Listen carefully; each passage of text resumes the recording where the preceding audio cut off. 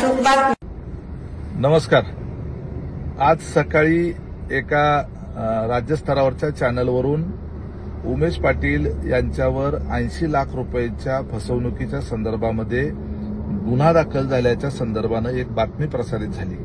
ती बातमी पाहिल्यानंतर मला देखील आश्चर्य वाटलं, कारण माझ्यावर अशा पद्धतीचा कुठलाही गुन्हा दाखल नाही किंवा मी अशा पद्धतीची कुणाची फसवणूक केलेली नाही।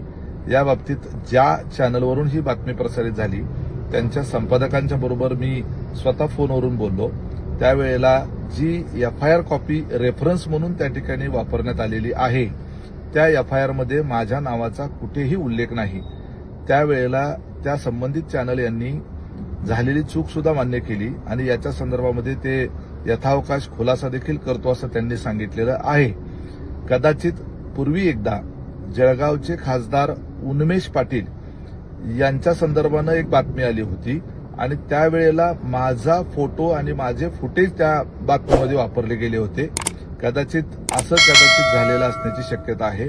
आणखी एका नेत्याच्या संदर्भामध्ये नाव साधर्म्यामुळे अशा काही वेळेला बातमी एकाची आणि फुटेज एकाचं असं दाखवलं गेलेलं आहे।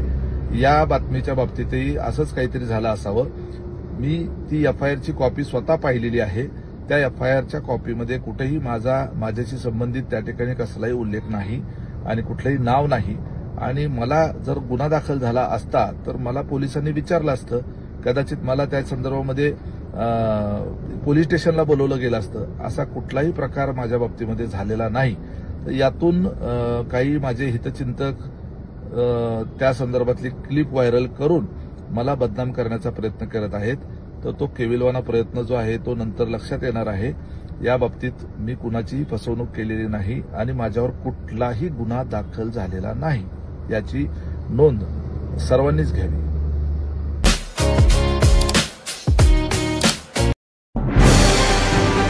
आजच आपल्या लक्षवेध न्यूज नेटवर्क या चॅनलला सबस्क्राईब करा, व्हिडिओला लाईक करा।